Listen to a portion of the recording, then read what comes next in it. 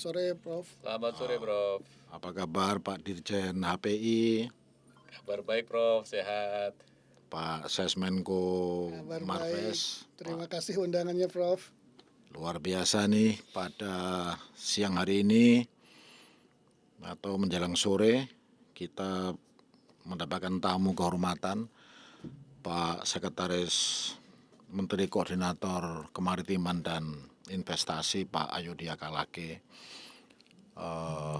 Beliau menjabat sebagai sekretaris dalam beberapa waktu ini, mungkin sudah 2 tahun atau 1 tahun. Hampir 1 tahun.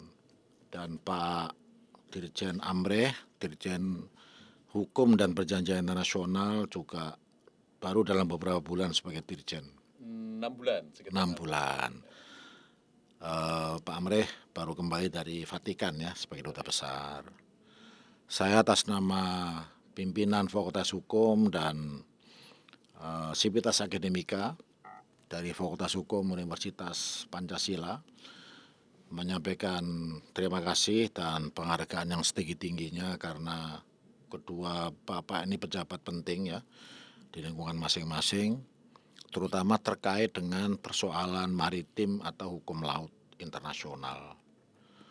Sebagaimana diketahui Pak Ses dan Pak Dirjen, kami menawarkan satu diskusi atau sosialisasi lah lebih tepat ya tentang Hari Nusantara 13 Desember 57.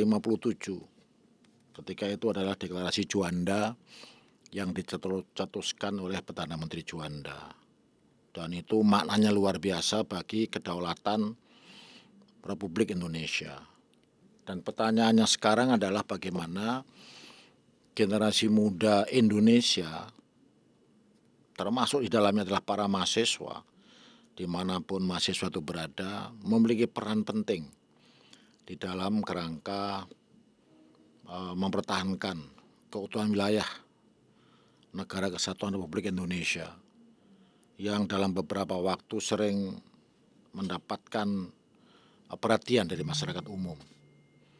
Nah, kesempatan yang baik ini kami ingin meminta pandangan dan mungkin arahan atau saran ya dari Pak Dirjen dan Pak Sesmenko, bagaimana pandangan Bapak berdua tentang peran generasi muda saat ini dalam upaya mempertahankan keutuhan wilayah negara Republik Indonesia. Mungkin Pak Dirjen dulu, silahkan Pak Dirjen Amreh Jinangkung dapat memberikan beberapa hal terkait dengan peranan generasi muda dan bagaimana ke depan. Terima kasih, Prof. Terima kasih pertanyaannya, sangat relevan. Karena kalau kita bicara mengenai generasi muda, artinya kita bicara mengenai Indonesia masa depan. Ya, deklarasi Juanda kan 60 tahun lebih ya, 65 tahun yang lalu itu sudah lama sekali. Sementara generasi muda adalah mungkin 50-60 tahun ke depan lagi. Ya. Perannya tentu sangat vital generasi muda ini, karena artinya adalah bagaimana kita memperjuangkan, merealisasikan cita-cita deklarasi Juanda. Ya, deklarasinya sudah disampaikan, tapi kan ide dasar mengapa ada deklarasi Juanda ini kan belum sepenuhnya tercapai. Seperti misalnya di dalam deklarasi Juanda itu disebutkan mengenai alasan kenapa perlu menutup semula laut bebas di antara pulau-pulau Indonesia menjadi laut kepulauan. Karena antara lain perlunya melindungi kekayaan yang ada di Republik, di kelautan itu. Nah, ketika kita bicara mengenai kekayaan, artinya kesejahteraan. Ini kan belum selesai, laut itu kan harus membuat kita sejahtera. Jadi peran generasi muda saya kira sangat penting, sangat vital untuk bagaimana membuat atau merealisasikan cita-cita deklarasi Juanda, antara lain bukan hanya sekedar keutuhan dan wilayah, tapi kesejahteraan, Prof. Bagaimana memanfaatkan laut untuk kesejahteraan seluruh rakyat Indonesia. Saya kira itu hal yang mendasar, Bro. Betul, jadi bagaimana laut itu bisa membuat rakyat Indonesia sejahtera, karena laut kaya akan sumber hayati dan non hayati. Ya. Pak Sesmenko mungkin ada hal yang ingin disampaikan terkait dengan peran generasi muda ini, Pak Ses, mangga. Ya, makasih Prof. Melanjutkan apa yang sudah disampaikan oleh Pak Dirjen Amrih tadi. Jadi saat ini Kemenko Marves bersama kementerian yang berada di bawah koordinasi kami, Pak, kami sedang menyusun haluan maritim 2045. Sudah menyusun atau Ya. sudah selesai, Pak? Ini Desember ini kita serahkan ke Bappenas rencananya. Jadi kami sudah susun, ada tahapan-tahapan yang mana kita nanti bisa melihat bagaimana Indonesia akan menjadi pusat peradaban maritim dunia di 2045. Itu cita-citanya. Tapi sebelumnya kita juga punya tahapan tertentu. Indonesia kuat dulu yang pertama, kemudian Indonesia maju, Indonesia mandiri, baru kemudian Indonesia sebagai pusat peradaban maritim dunia. Ada kebijakan strategis tentang 9 agenda pembangunan maritim. Nah, salah satunya itu adalah mengenai SDM di bidang maritim. Jadi pengembangan atau capacity building dari sumber daya manusia yang ada untuk mendukung visi poros maritim dunia ini, Pak Prof. Edi, dan juga mendukung cita-cita kita menjadi pusat peradaban maritim dunia. Tahun berapa tuh, Pak, cita-cita peradaban maritim ini? 2045 nanti. 2045. Ketika kita udah melewati Indonesia emas itu ya? Ya, kita harapkan nanti kita akan take off bersama-sama untuk menjadi negara yang maju, yang mana kita juga harus menyiapkan seluruh infrastruktur yang terkait dan juga SDM yang mumpuni. Jadi kalau ditanya bagaimana peran generasi muda, disinilah kita harus sudah mulai, Prof. Dan kalau boleh saya cerita sedikit, kalau di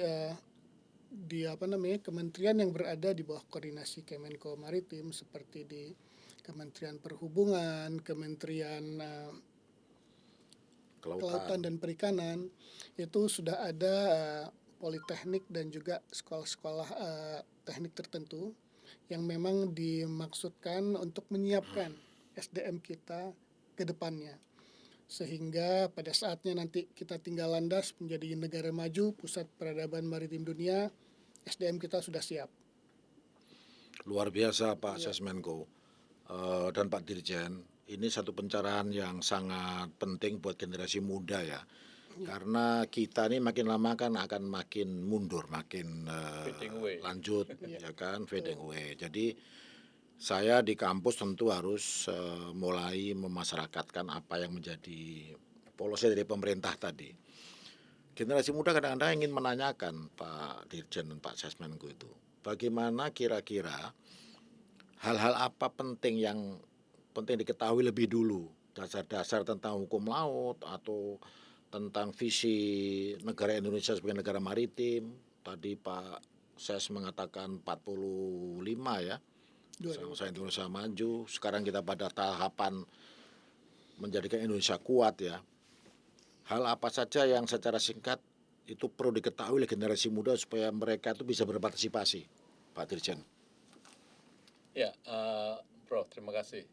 Saya kira satu hal yang paling mendasar adalah memahami mengenai sejarah. Memahami mengenai, ini kan Hari Nusantara ya. Ya. Mengapa ada deklarasi Juanda? Deklarasi Juanda bisa kita baca, tapi bagaimana, mengapa atau apa dasarnya ada deklarasi Juanda?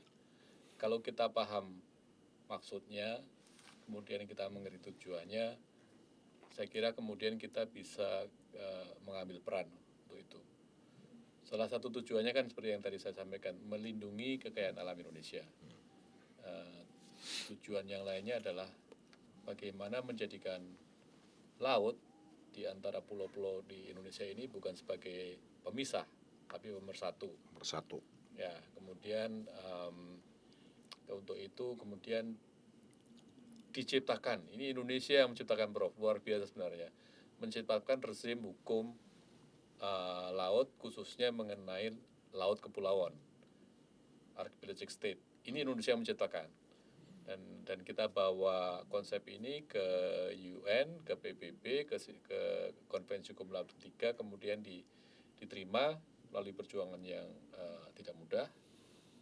Dari 57 ini baru diterima, konsepsi mengenai negara kepulauan baru diterima tahun 82. 82. Itu cukup, itu lama Dari sekali. beberapa kali pertemuan ya.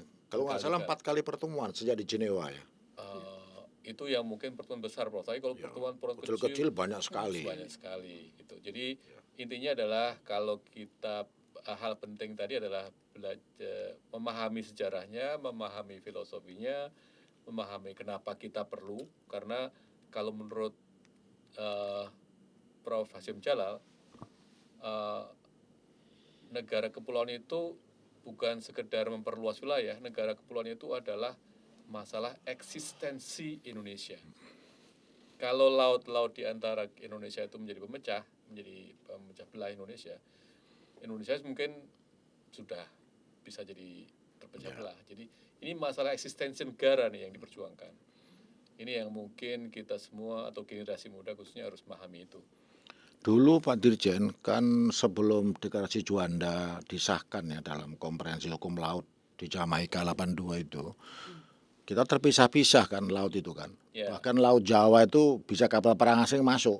Laut bebas. Karena Laut Jawa itu laut bebas. Laut bebas. Sebelum ada archipelagic state yang Pak Dirjen sampaikan tadi. Ya. Jadi saya ingin mewakili para generasi muda ya, bagaimana pelajaran terbaik, lesson learned dan best practices yang dilakukan oleh Profesor Muhtar Kusumaatmadja dalam memperjuangkan chapter 4 dari hukum laut internasional itu, sehingga kita bisa menjadi negara kepulauan yang luasnya nambah luar biasa dari 2 juta menjadi 6 juta sekian kilometer ya. Bagaimana Pak Sesmenko melihat ini Pak? What is the experience yang kita lalui ini bagi generasi muda agar supaya mereka juga mengetahui dan bisa kemudian melanjutkan perjuangan itu dalam concrete actions. Ya, jadi apa yang sudah disampaikan tadi, kita jangan melupakan sejarah. Kita melihat ke belakang bagaimana Indonesia mencoba untuk mengklaim hak-haknya sebagai negara kepulauan dan kemudian diakui dunia.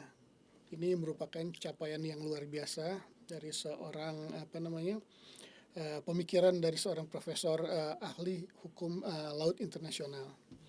Jadi kita harus bisa juga mengambil pelajaran dari sana bahwa penguasaan teori terkait hukum laut internasional dan juga penguasaan teknis kartografi ini sangat berperan penting. Dan kalau kita lihat sekarang Indonesia pun tidak berhenti di situ, Prof. Kita juga melaksanakan berbagai hak-hak sebagai negara kepulauan. Kita juga memperluas ekstensi landas kontinen kita. Ya. Dan itu sudah dimulai. Jadi waktu itu kebetulan saya bersama Direktur Pol Kamwil waktu itu, Pak Bebeb Junjunan, kami bersama-sama dengan Kapusidros dan juga seluruh unsur terkait, kita maju ke UNCLCS untuk Commission on the limit of the continental shelf. Jadi Itu yang di utara Sumatera Pak ya? Itu yang kita klaim di utara Papua, Pak. Di utara Papua. Ya, di utara Papua. Kita kan sudah berhasil yang di barat daya Sumatera ya. udah Nanti ada beberapa itu, Prof. Jadi sekarang fokusnya klaim yang di utara Papua. Nanti di bawah Sumatera pun ada, selatan Jawa pun ada. Jadi secara bertahap kita lakukan. Jadi kita tidak berhenti di situ, tetapi juga kita melakukan apa yang memang sesuai dengan hukum internasional.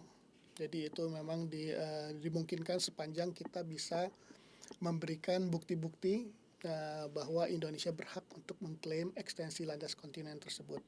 Itu salah satu contoh bagaimana kita memerlukan pengetahuan yang luar biasa, tidak hanya tentang hukumnya saja, tetapi juga hal-hal teknis berkaitan dengan kemaritiman. Jadi peran pemuda di sini kami sangat mendorong supaya adik-adik kita juga belajar, kalau di sini Fakultas Hukum ya Prof. Edi, hukum laut internasional yang memang sudah diwariskan oleh Profesor Mokhtar Kusmatmaja bersama juga dengan para ahli lainnya, termasuk Prof. Edi yang juga punya pengalaman yang luar biasa di dalam memperjuangkan batas-batas wilayah Republik Indonesia. Nah, kalau Pak Sesmenko bilang batas-batas wilayah ini kewenangan Pak Dirjen ini. Pak Dirjen itu. Sampai di mana Pak Dirjen itu? Rakyat atau publik, mahasiswa termasuk di dalamnya ya, itu kan selalu nanya kepada saya, kepada para dosen hukum laut ya. Perundingan kok lama betul ya. Dengan Malaysia ini 15 tahun lebih. Belum ada satu garis pun yang disepakati. Dengan Vietnam kita sudah mau punya ZEE ya kan, dengan Filipina, Palau, Australia ada yang pending tuh yang di ZEE itu kan. Mungkin Pak Dirjen bisa memberikan apa ya, pencerahan lah secara singkat kepada adik-adik muda sehingga mereka tertarik nih belajar hukum laut di Fakultas Hukum di semua wilayah Indonesia. Ya, Monggo Pak Dirjen. makasih Prof.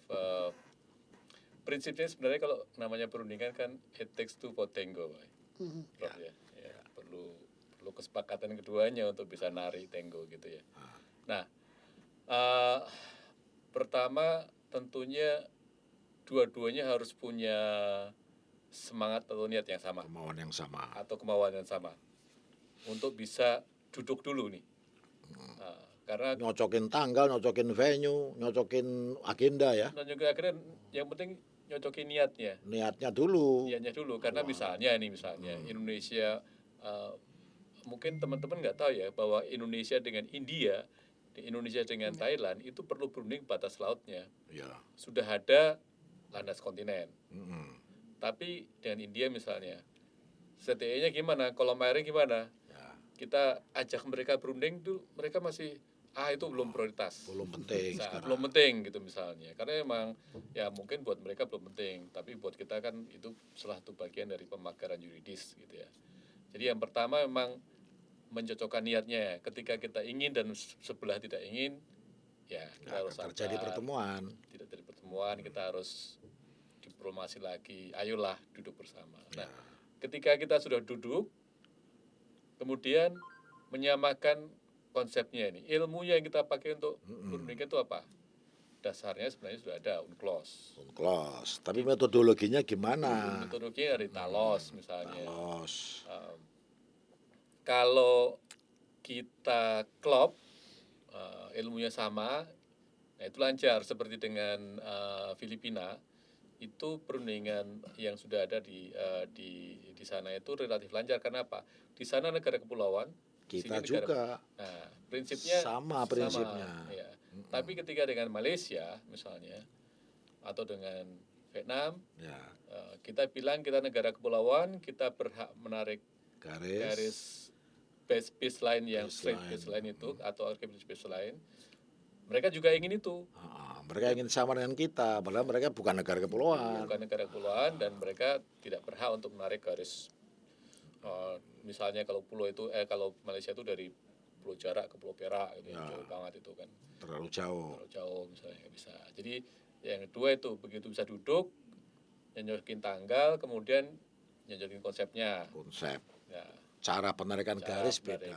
Ya, kemudian beradu argumentasi tentunya adalah saya base point saya ini, base point saya ini, base point kamu yang mana.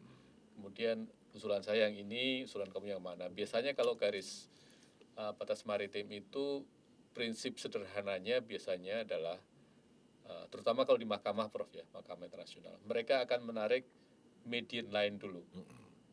Median line Garis tengah lah. garis tengah lah more or less itu ya. Approximate median line ya. Kemudian dari median line itu di-adjust dengan relevant circumstances atau kondisi-kondisi yang mempengaruhi untuk mendapatkan hasil yang adil, yang equitable. Apakah setelah ada garis tengah ini akan naik atau turun, itu kemudian tergantung dari perundingan. Ini juga susah untuk menemukan relevant circumstances-nya untuk saya apa, untuk kamu apa. Itu argumentasi yang Terus how do we define median line Yang equidistance Itu juga masalah, itu Prof. juga pasalnya ada, tetapi implementasi di lapangan selalu beda persepsi ya Pak Dirjen ya. Ya, ya. Jadi Kalau menarik garis yang equidistance-nya itu mungkin gampang, tapi persoalannya adalah equidistance itu diukur dari mana? dari mana, di mana itu. base point-nya? Ya, Bener itu. nggak kamu milih base point-nya? Betul. Ada aturan main lagi tentang base point, misalnya pasal 15, pasal 83 atau 74 ya. Ya, ya. Nah, mungkin satu pelajaran aja, Prof, yang saya bisa share. Pengalaman negosiasi dengan Vietnam. Ya, yang sekarang sedang berlangsung ya. Yang sudah Sudah. selesai, itu landas kontinen, Prof. Ya kan udah selesai 2000 sekian dulu. 2003. 2003 ya. Itu 25 tahun, Prof. Ya, ya. Perundingannya 25 tahun waktu itu Prof Ya, juga ya. sempat Prof ikut yang kan. terlibat. Ya, Saya ke Subdit sampai Dirjen itu baru selesai itu. ya. Itu 25 tahun perundingan 25 tahun perundingan. baru selesai. Malaysia yang Prof tadi sampaikan itu sudah lama sekali ini yang di Laut Sulawesi. Hampir 20 tahun. Ya, Prof yang waktu itu utusan khusus kan khusus untuk ini.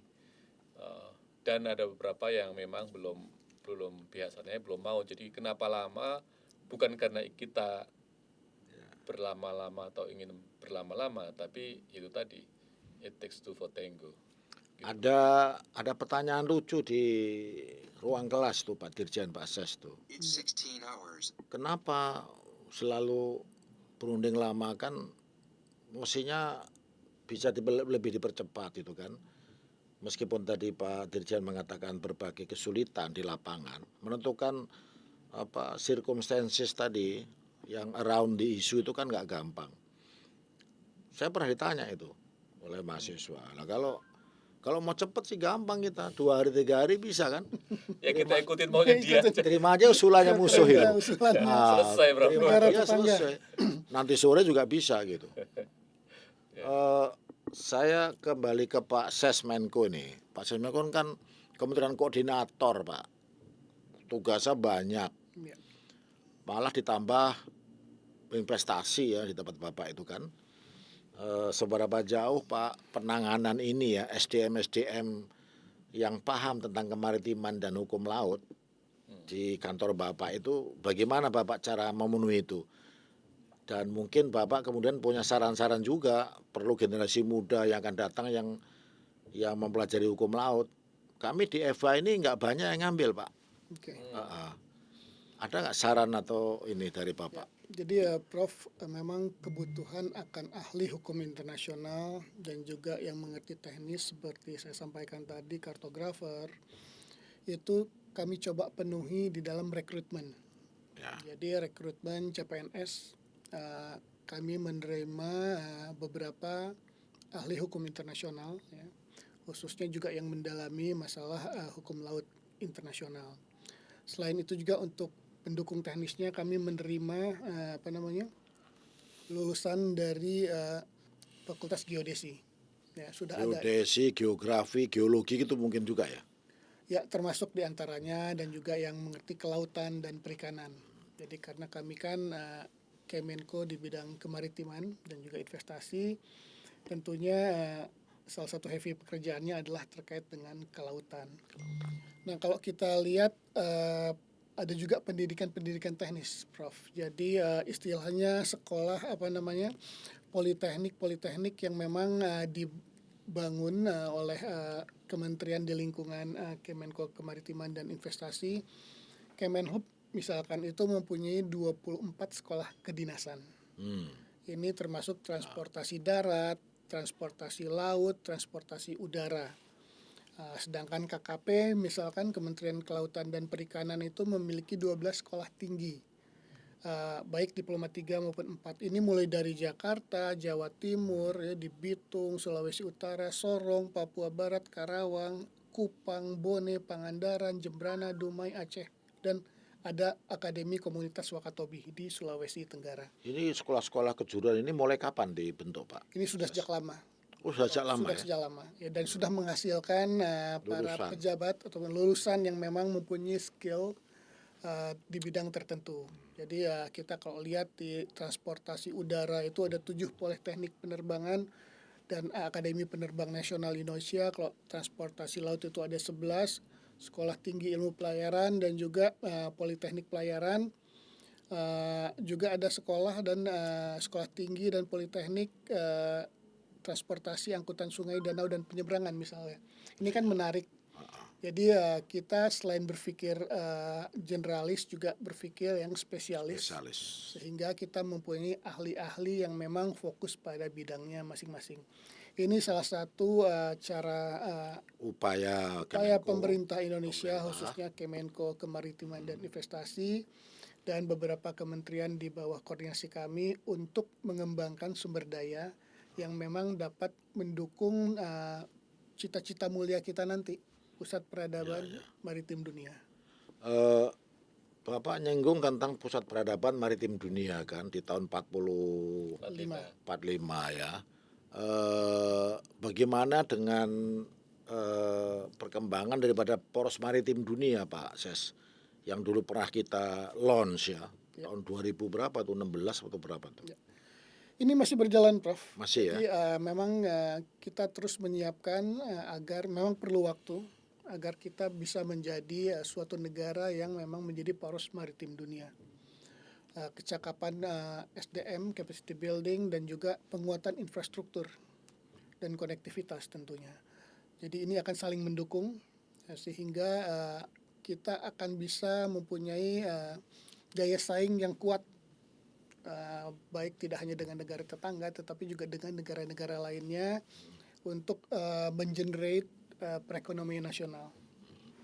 Pak Dirjen, saya ingin menyambung ini pernyataannya Pak Sesmenko ini ya. Bagaimana menurut Pak Dirjen HPI upaya-upaya apa aja bagi kita ya, baik di Kementerian, masyarakat umum, stakeholders, dan wabil khusus fakultas-fakultas hukum di Indonesia. Saya ada keluhan ini. Para ahli-ahli hukum itu kan nggak banyak lagi Pak sekarang Pak. Dan regenerasinya agak sulit. Padahal kita butuh tenaga-tenaga muda, para negosiator yang muda ya kan. Kemudian karena kita ingin memberdayakan laut menjadi pusat kesejahteraan rakyat Indonesia, perlu ahli-ahli perikanan, kelautan, kemaritiman, transportasi ya kan. Selain hanya hukum laut itu. Bagaimana untuk Pak Dirjen kita mengencourage perguruan tinggi ini seberapa jauh perannya? Ya, Prof, mungkin begini ya, kita mungkin perlu perluas, kalau istilah orang main itu perluas lapangannya gitu ya. Lapangannya ya. Ya, karena ketika kita bicara laut, dulu tantangan kita adalah laut sebagai pemisah. Kemudian dibuat negara kepulauan. Isu laut sebagai pemisah selesai. Tapi kemudian kan isu itu berkembang, apalagi semakin kesini. Nah, kalau kita membaca UNCLOS, kemudian menafsirkan atau melaksanakannya isu-isu yang hanya kita kental dekat dengan kita, isu kedaulatan, isu ini dan sebagainya, mungkin ya akan semakin jenuh, Prof. Tapi kalau kita kembangkan misalnya isu besar yang sekarang sedang berkembang di dunia internasional terkait kelautan itu adalah misalnya isu iklim, Prof. Climate change and ocean misalnya gitu ya. Ocean, iklim, bagaimana sea level rise itu akan berpengaruh pada misalnya pulau yang mungkin tenggelam atau hilang. Kalau dalam konteks perbatasan, bagaimana peace point ya dan sebagainya. Jadi ini yang mungkin kita perlu buka wawasan bahwa isu kelautan bukan sekedar isu yang selama ini ada, tapi isu yang semakin bukan yang di depan mata dan lagi ngetop sekarang ini, misalnya climate change, energi laut, energi dari laut misalnya. Jadi bagaimana melindungi laut dari kenaikan sea level rise, climate change dan sebagainya tadi, sekaligus untuk pemanfaatannya. Bayangan saya sih itu, Prof. Jadi memperluas cakrawala kita, memperluas ini loh, tantangannya semakin lama semakin. Tapi kalau kita bicara laut, kita bicara topik kita hari ini Pak Dirjen dan Pak Ses ya, kita bicara keutuhan wilayah Negara Kesatuan Republik Indonesia. Akhir-akhir ini banyak persoalan ya. Saya ingin pandangan dan pencerahan dari kedua Bapak. Yang pertama tentang status Pulau Pasir Kan Pulau rame Pasir, itu. Asmorif. Asmorif itu milik Indonesia atau milik Australia kan orang itu milik kita diklaim aja. Kenapa Indonesia kok pasif? Ya kan itu sejarahnya mohon dapat diklarifikasi Pak Dirjen dan Pak Sesmenko juga bisa melihat bagaimana sekarang ini banyak iklan-iklan menjual pulau. Ada Pulau Widi di Halmahera, beberapa pulau-pulau yang letaknya begitu bagus itu dijual. Ada beberapa jawaban juga ya hari ini dari Dr. Andi Arsana tentang penjualan pulau itu. Beliau punya beberapa sikap, 5 sikap kan tentang itu bukan dijual tapi disewakan, mengundang investasi untuk dikelola kan. Nah, coba Pak Dirjen sekarang bicara tentang Asmorif tadi, gimana Pak Dirjen itu? Ya. What is the legal status dari Asmorif itu sendiri? Ya, Asmorif. Jadi kan prinsip hukum internasionalnya kan ya Prof pasti paham karena ini kan guru kami juga, uti possidetis juris. Uti possidetis juris ya. Ya, wilayah negara Republik Indonesia ini mengikuti wilayah dan batas-batas bekas penjajahnya dulu, Hindia Belanda. Ya. Gitu. Nah, dari awal Asmorif ini memang bukan bagian dari Hindia Belanda. Sejak dulu Belanda tidak pernah ngurus Asmorif itu. Sejak dulu tidak pernah ngurus. Never claim. Diklaim oleh Inggris, Belanda diem aja. Diam aja. Tidak protes. Nah, kalau tidak protes sebagainya kan itu efektiviti dan sebagainya berlaku. Kasus sifatnya kita. Ya, jadi artinya dari prinsip-prinsip hukum internasional itu kemudian memang sah menjadi milik Inggris karena tidak ada protes, tidak ada counterclaim dan sebagainya.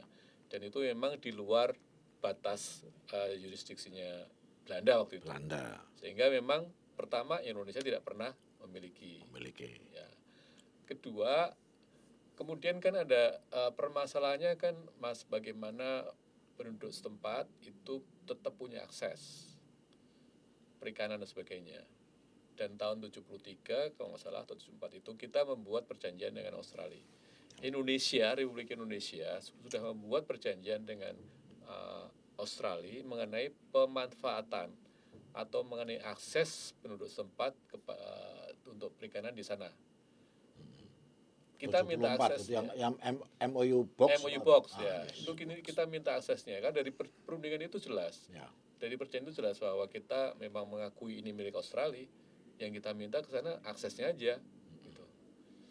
Jadi dari prinsip hukum, dari prinsip jelas bahwa itu jelas, memang bukan milik Indonesia. Nah, satu hal yang mungkin perlu kita tegaskan bersama, Prof, kita pahami bersama adalah pertanyaan banyak orang kan dari sisi sejarah dan sebagainya itu kan penduduk setempat ini yang dari dulu sudah katanya sudah memiliki itu gitu. Dan aspek proximity. Karena kedekatan itu, masa miliknya Australia yang dekat sama Pulau Rocky? Kalau aspek proximity ini for sure nggak bisa dipakai, Prof. Nggak bisa dipakai. Nggak ada hukum internasional yang bilang karena dekat dengan saya harus saya gitu. Statusnya lah ya. Tapi aspek historical rights dan sebagainya itu juga nggak bisa dipakai, Prof. Kalau itu Laut Cina Selatan. Laut Cina Selatan. Historic right Cina bilangnya kan. Betul. Itu jadi Mahkamah Arbitrase Internasional memutuskan historical right itu nggak bisa dipakai sebagai dasar klaim. Nggak dikenal. Kalau kemudian kita sendiri memakai atau mengakui historical rights itu banyak, Prof, pulau-pulau kita itu yang secara historis dekat dengan negara tetangga. Iya, lebih dekat malah. Lebih dekat. Jadi kalau kita pakai itu ya kita siap-siap aja nanti pulau kita diklaim karena secara historis mereka dekat gitu misalnya. Jadi kita harus konsisten nih, jadi berkonsisten menerapkan hukum internasional.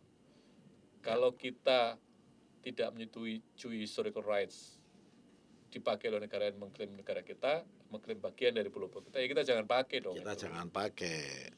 Itu nanti akan menjerumuskan kita sendiri. Ya. Makin jelas nih Pak Dirjen, luar biasa ya. Karena status Asmorif adalah bukan milik Indonesia. Kita tidak pernah klaim sejak kolonial Belanda. Dan Asmor itu sendiri kan namanya orang Inggris dulu yang menemukan pulau itu. Kembali ke Pak Sesmenko nih, mumpung ada di sini Pak Ses. Tentang yang iklan jual beli pulau tadi itu Pak. mungkin sekali ini sebagai pertanyaan terakhir saya, supaya masyarakat umum paham ya bahwa kita tidak pernah menjual pulau. Ya, memang kita tidak pernah ada niatan untuk menjual pulau sama sekali, Prof. Edi. Pak Dirjen ya udah tahu semuanya kita. Jadi jangan salah mentranslate apa yang dilakukan oleh pemerintah itu adalah untuk mengelola pulau-pulau tersebut. Saya juga ingin bicara kalau tadi dikaitkan dengan eksploratif bagaimana kasus Padan Ligitan dan lain-lain, bagaimana dari aspek administrasinya. Kemenko Kemaritiman dan Investasi ini terus mengawal proses penyelenggaraan nama rupa bumi nasional. Rupa bumi. Khususnya untuk fitur-fitur maritim di wilayah laut. Jadi seingat saya itu waktu itu saya juga pernah mengawal ke UN, kita sudah melakukan submisi ke PBB itu 16.056 pulau yang sudah kita sampaikan. Dengan nama-namanya. Ya, dengan nama-namanya. Sudah semua pulau, Pak? 16.056. Karena kan kita 17.000 lebih. 17.504. Jadi masih ada sekian ribu lagi Ini 2021 itu jumlah pulau yang sudah berhasil diverifikasi itu jumlahnya 17.000. 17.000. Dan ini sudah tercatat di dalam Gazetteer Nasional. Jadi ini adalah salah satu upaya pemerintah untuk melengkapi administrasi pulau-pulau Indonesia. Jadi jangan sampai terulang lagi oh ini pulaunya siapa ya? Siapa namanya aja nggak ada gitu kan. Akhirnya disengketakan ke Terlalu banyak. Mahkamah Internasional. Jadi memang perlu extra effort Prof untuk bisa mengawal sebuah negara kepulauan terbesar di dunia dengan jumlah pulaunya lebih dari 17.500, tepatnya 17.500. Satu pulau aja bisa satu negara ya. Kita punya 17.000 pulau lebih. Ini yang memang verifikasi toponim wilayah laut ini menjadi salah satu prioritas kita, Pak Edi. Luar biasa Pak Sesmenko dan Pak Dirjen. Saya sangat bangga kedua pejabat tinggi ini hadir di dalam ruangan podcast Suara Hukum, Suara Keadilan, Fakultas Hukum Universitas Pancasila, dan ini merupakan bagian dari usaha kita bersama, pemerintah dan Fakultas Hukum Universitas Pancasila, khususnya untuk membuat pencerahan, memberikan penjelasan tentang hal-hal yang terkait dengan bagaimana kita semua menjaga negara kesatuan Republik Indonesia, dan juga bagaimana peran generasi muda, karena kita ini kan generasi yang akan sebentar lagi lansia dan tidak selesai tugas, tetapi tentu ada generasi muda yang akan melanjutkan cita-cita daripada Deklarasi Juanda dan perjuangan Pak Profesor Mokhtar Kesuatmadja. Mudah-mudahan ini bukan yang terakhir Pak Dirjen, Pak Sesmenko. Siap, Prof. Kami tentu akan setiap kali menghubungi Bapak berdua untuk selalu memberikan pencerahan. Dan di dalam kerangka program Kampus Merdeka yang diinisiasi oleh Pak Menteri Pendidikan, Mas Menteri Pendidikan itu ya luar biasa itu. Jadi praktisi seperti Bapak ini yang juga memahami hukum internasional, lebih khusus dari hukum laut, akan kami undang nanti. Mudah-mudahan Bapak ada waktu untuk memberikan mata kuliah terkait dengan hukum internasional dan hukum laut dan beberapa policy pemerintah nanti. Mudah-mudahan Bapak berkenan ya. Siap, Prof. Siap, Prof. Jadi ini kita berdua bukunya sama, Prof. Jadi bukunya sama, saya juga gurunya juga sama. Gurunya sama. Kami berada di akademik, sekarang Bapak berdua berada di pemerintah, menduduki posisi strategis. Tidak akan bosan satu mengundang dan berkomunikasi, tukar pikiran, tukar pengalaman. Karena buku yang sama dikembangkan dengan cara berbeda tuh akan membuat hasilnya semakin kaya, melapangkan wilayah tadi. Ya, sekaligus Prof, kami juga ingin mengundang jika adik-adik mahasiswa dari Universitas Pancasila, Fakultas Hukum berkenan untuk berkunjung ke Kemenko Kemaritiman dan Investasi.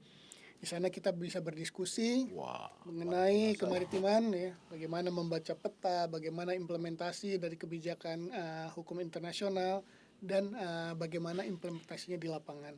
Jadi ini mungkin diskusi ini akan sangat bermanfaat bagi kami juga, kita semua, komunitas hukum laut internasional katakanlah. Ini bagian dari upaya awal ya Pak Sesmenko ya. Kami akan menerima undangan itu dengan tangan terbuka. dengan rasa bangga dan senang untuk hadir, dan saya akan membawa anak-anak muda kita itu ke Kemenko Maritim dan mungkin Ke Pak Kemlu Dirjen juga. juga ya ke Kementerian Luar Negeri ya, Kita punya namanya Treaty Room, Prof. Treaty Room ya. Ya, Treaty Room Kemlu itu tempat penyimpanan semua perjanjian yang dimiliki Republik. Ada semua di situ, misalnya. Itu Dari bisa- mulai Kami pernah jadi kasubditnya di situ. Oke. Linggar Jadi, kompresi meja bundar ya, Jadi Renville ada semua ya. kami pun ini Prof meningkatkan SDM kami dengan mengundang teman-teman dari Kemlu, dari Pusidros, dari BIG untuk mendapat pengetahuan bagaimana sih cara membaca peta itu. Dengan senang hati saya menerima tawaran ini, dan dengan kesempatan ini pada okasi ini saya ingin menghimbau kepada para mahasiswa, para dosen yang tertarik untuk memperdalam hukum laut dan masalah-masalah kemaritiman untuk bersama-sama kami antar ke Kemlu dan kepada Kementerian Kemenko Marves. Kemenko Marves. Kemenko Marves. Siap. Tempatnya berdekatan, Berdekatan bisa sekaligus itu. sekaligus Jalan Penjambon dan Jalan Tamrin Nor Jalan 8. Tamrin nomor 8. Luar biasa, terima kasih sekali lagi Pak Dirjen, Pak Sesmenko, kesempatan yang sangat berharga ini. Semoga Bapak berdua selalu sehat Amin. Sama-sama. dan mengabdi tanpa henti. Tidak lupa ke kampus, dan kami tidak lupa juga untuk ke ruangan para praktisi. Siap. Supaya tukar timbal balik dan kita akan menjadi manusia-manusia Indonesia yang diidamkan Pak Sesmenko tadi ya. Indonesia kuat, Indonesia Maju. maju, mandiri, Indonesia mandiri, pusat peradaban dunia maritim di Indonesia. Terima kasih. Prof. Terima kasih Prof atas kesempatannya. undangannya. Ya, Luar biasa, terima kasih Bapak Ibu sekalian, terima kasih. para pendengar, kedua tamu kita telah menyampaikan beberapa pandangan, dan saya menyampaikan terima kasih sekali lagi. Atas kekurangannya mohon maaf. Sampai jumpa kembali. Tetap semangat dan tetap sehat. Salam Pancasila. Salam Merdeka. Pancasila.